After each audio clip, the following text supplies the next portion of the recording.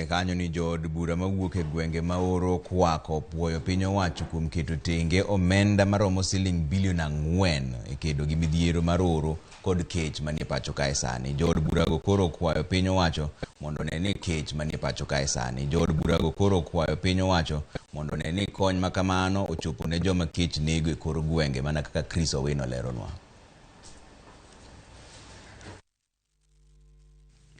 E twak margi kod jofwamb weche e alwora mar od bura, jo od bura mawuok e gwenge mongoro orwako gi lwedo achiel okang' mane jotend migepe okawo mar keto tenge omenda maromo bilion 4 mar kedo gi oro kod ngaji e gwenge go. That is a good gesture because ours as members of parliament is to voice the concern of the people, and we are thankful that cabinet has approved 4 billion.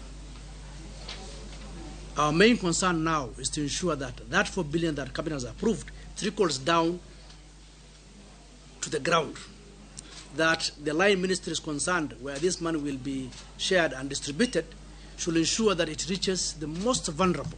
We appreciate the effort of the government to inject 4 billion into emergency support and also support from USAID, but it's like a drop in the ocean.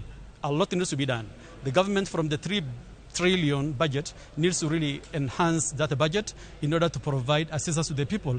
E kinde romo mar jotend migepe mane ochwoye kom kod jatend piny Dr. William Ruto e kar jot maduong' mar piny owacho bore Nairobi State House, buch jotend migepe ne opuodho omenda maromo bilion 4 e nyiewo chiemo ne anyuola mochande gwenge mongoro ka achiel gi miyo gi kony mar omenda.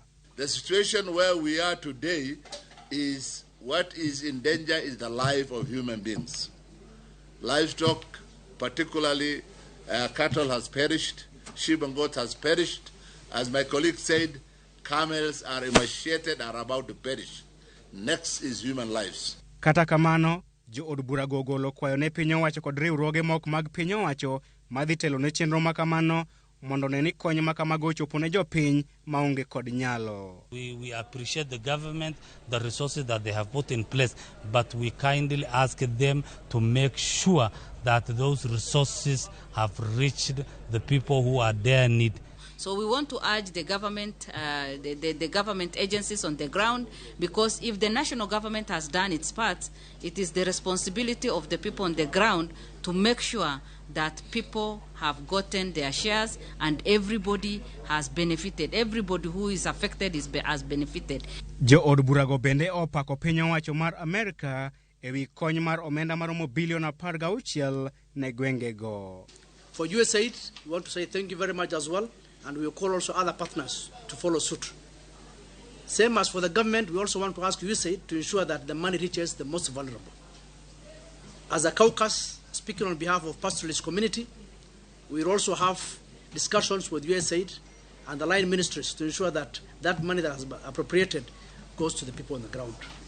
Kony mar piny owacho mar Amerika kokalo e riwruok mar USAID igeno ni dhi jolo chenro mag piny owacho mar reso anyuola maromo milion 6 ma kech nego e pacho kae mangima.